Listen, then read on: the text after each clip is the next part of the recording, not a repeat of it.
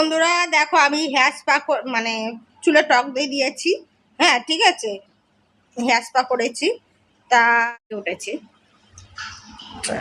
উঠে তারপর দোকান গেলাম, এসে এই যে চুলে একটু টক দই দিয়েছি। ঠিক আছে, তো চলো টাটা।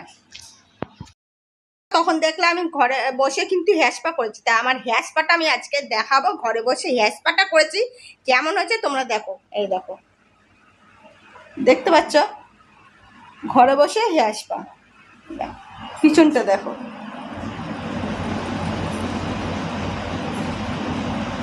ঘরে বসে আমি কি করে হেয়ার স্পাটা করলাম তোমাদেরকে আমি নেক্সট ভিডিওতে আমি বলে দেবো। হ্যালো বন্ধুরা, গুড ইভিনিং। আজকে শুভ নবমী, প্রীতি শুভেচ্ছা জানাই, আন্তরিক ভালোবাসা তোমাদের কাছে। তো আজকে তো বিকেলবেলা তো বৃষ্টি হয়েছে, তোমরা তো জানো দুপুর থেকেই নেমেছে।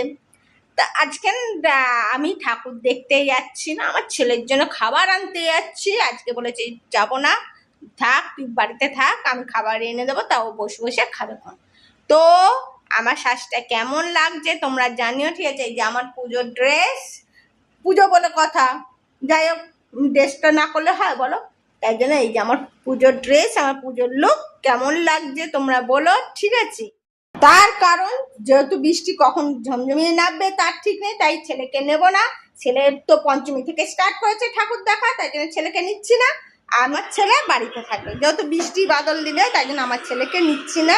আমার ছেলে তো পঞ্চমী থেকে স্টার্ট করেছে। আমি বেরিয়ে পড়ছি ছানাকে রেখে। ঠিক আছে, ব্যাগটা নিচ্ছি।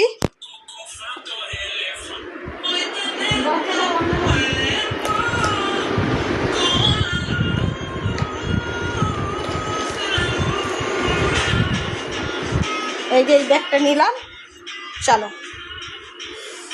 বড্ড মশা কামড়িয়েছে, তো মশা হয়েছে, বৃষ্টি হলে এত মশা হয়। চলো, গজাটা দিয়ে দে বাবা।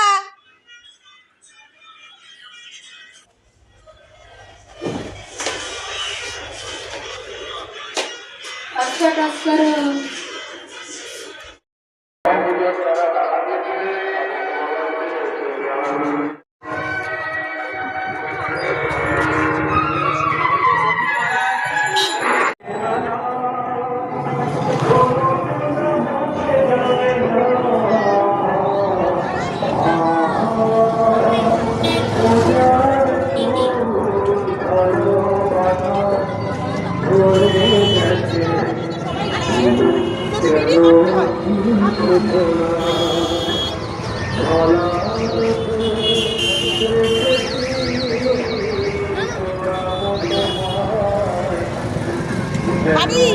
সারি